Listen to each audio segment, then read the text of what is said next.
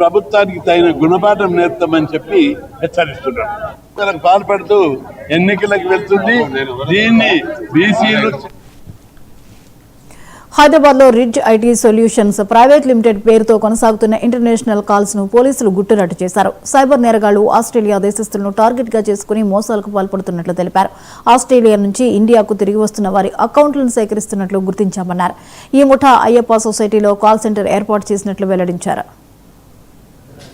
ఈ రోజు ఈ ప్రెస్ మీట్ బేసికల్ గా 2 కేసెస్ డిస్కస్ చేయడానికి, ఒకటి ఎస్ఓటి బాలానగర్ వాళ్ళు, సైబర్ క్రైమ్ పోలీస్ స్టేషన్ వాళ్ళు సంయుక్తంగా రైడ్ చేసి పట్టుకున్న ఒక ఫేక్ కాల్ సెంటర్ గురించి, అలాగే ఇంకొకటి సైబర్ క్రైమ్ వాళ్ళు ఒక మ్యూల్ అకౌంట్స్ అంటే సే ఫేక్ అకౌంట్స్ లాంటివి, పేరు ఒకళ్ళది వాడేది ఇంకొకళ్ళు, అటువంటి మ్యూల్ అకౌంట్స్ చేసే ఒక సప్లై చేసి వాళ్ళని తయారు చేసి ఒక గ్యాంగ్ 6 మెంబర్స్ని పట్టుకుని దాని గురించి 2 విషయాల గురించి ఈ ప్రెస్ మీట్ పెట్టడం జరుగుతోంది.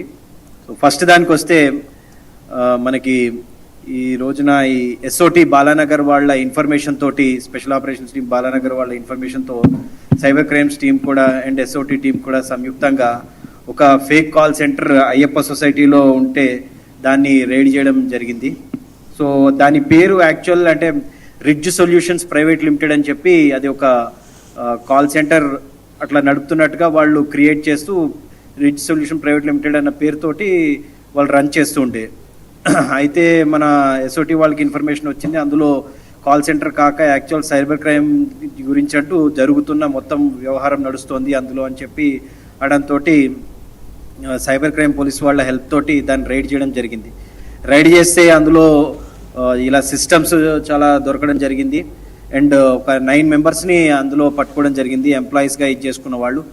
ఈరోజు ఈ ప్రెస్ మీట్ బేసికల్గా 2 కేసెస్ డిస్కస్ చేయడానికి,